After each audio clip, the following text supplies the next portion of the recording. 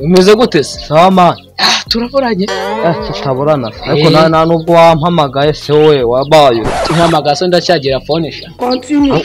Ariko man nkubaza akantu kamwe. Mbwira nabi kumperuka ufite imyaka nk'ikiyoni ubikiyoni mwavukiye rimwe nticyapfa ubundi ubufite she. Harapfuye kandi ndi kukibona. Nase ubwo jye urabona ndi ikiyoni nyine umva ikintu nyine nashatse kukubwira nari ngenda hari nta. Nta shero ufite man. Ndi kamere. Ubwo se wowe ufite uwuhe kuri kubwira gutyo? Man genda mufite urazo wa mukobwa wo kwa Karoli.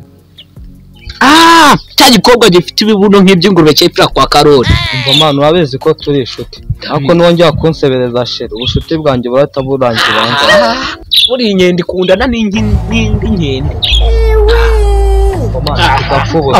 Ibyo tubireke. Ubundi umukobwa ukundi mubonye nk'imyaka ubona ari amariboti. Tubyehorere ntare. Man ndumva uvuga amagambo yaboze jya nigenda. Genda.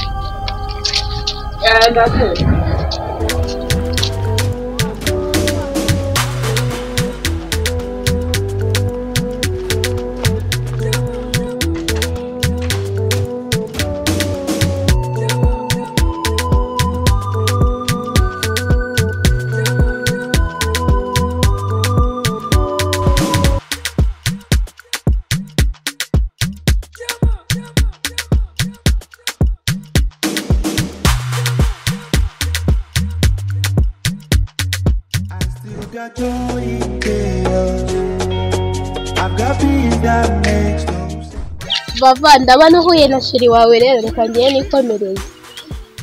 Sheri bimeze bite? Sawa. Si wari wajya no muri Kampala ngo urebe ukuntu hameze. Reka ahubwo sishaka kunjyana ye. Ntakujyana nsuza amafaranga afite uko angana. Nabasha ubundi niwe mushyira abandi barabizi. Okay tugende nyine yenda ndakuguraho n'akaburusheti. Ni wowe bavu.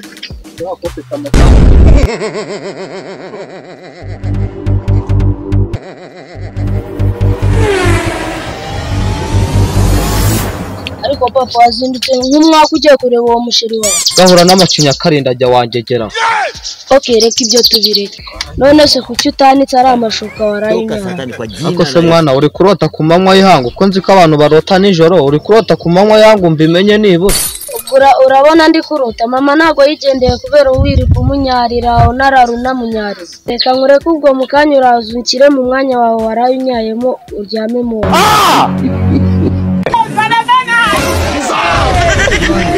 Akubundi bwo nkawe uri umusore ubundi se umusore nyara kuburira no musore uyu munsi ngiye kuguha isomo kugira ngo n'undi musore azongera kumenya nta soni.